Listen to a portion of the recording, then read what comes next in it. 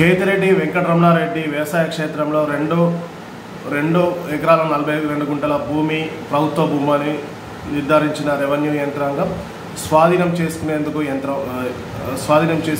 ప్రయత్నాలు.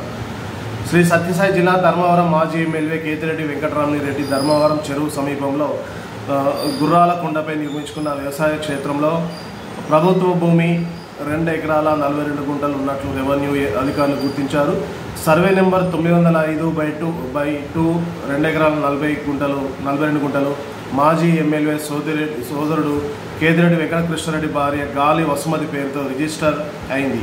ఈ భూమిని 1960లో వ్యవసాయం చేసుకునేందుకు ధర్మవరం మండలం మోటుమర్లకు చెందిన అంకె నారాయణ, చిన్నకేశవపురానికి చెందిన ఓబులమ్మ, రామగిరి మండలం శ్రీహరిపురానికి చెందిన తలారి అంజనమ్మలకు పట్టాలు ఇచ్చారు.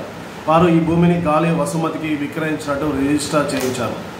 వ్యవసాయం చేసుకునేందుకు ప్రభుత్వం ఇచ్చే భూమిని విక్రయించడానికి అనుమతులు లేవు. భూమిని విక్రయించిన ముగ్గురికి ఇటీవల రెవెన్యూ అధికారులు నోటీసులు పంపించారు. కొనుగోలు చేసిన గాలి వసుమతికి రిజిస్టర్ పోస్టు ద్వారా నోటీసులు పంపారు. ఆమె నోటీసు తీసుకోకపోవడంతో తిరిగి వచ్చింది.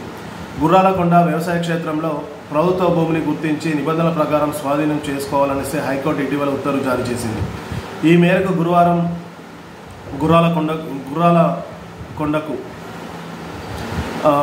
గుర్రాలకొండకు అక్కడ ఉన్న ప్రభుత్వ భూమిని స్వాధీనం చేసుకోవడానికి రెవెన్యూ అధికారులు వెళ్ళగా ఆడ వ్యవసాయ క్షేత్రానికి గేటుకు తాళం వేసి ఉండడంతో అధికారులు వెనుదిరిగారు. ఈ విషయమే తహసీల్దార్ నటరాజన్ వివరణ కోరగా ఉన్నతాధికారుల ఆదేశాల మేరకు రెవెన్యూ సిబ్బంది భూమి పరిశీలనకు వెళ్ళి వచ్చారనేసి తహసీల్దార్ నటరాజన్ చెప్పారు. ఏదేమైనటికీ ప్రభుత్వ భూమి ఆక్రమించుకున్న వారికి ఎవరికైనా కానీ చట్టపరంగా శిక్ష పడాల్సిందే. ప్రభుత్వ భూమిని తిరిగి కాపాడుకోవాల్సిందే, దాన్ని ఆక్యుపై చేసుకోవాల్సిందే. ఇలా బడా నాయకులు, బడా రాజకీయ నాయకులు, మాజీ ఎమ్మెల్యేలు, మాజీ ఎంపీలు, ప్రస్తుత ఎమ్మెల్యేలు, ఎంపీలు అందరూ కూడా ప్రభుత్వ భూమిని ఆక్యుపై చేసుకున్నట్టు ఈ మధ్య తరచూ సంఘటనలు అవుతున్నాయి. దీనిపైన ప్రభుత్వం ఏ పార్టీలో ఉన్నారో ఆ పార్టీ అధినాయకత్వం దీనిపైన తక్షణమే చర్యలు తీసుకోవాలని కోరుతున్నాము.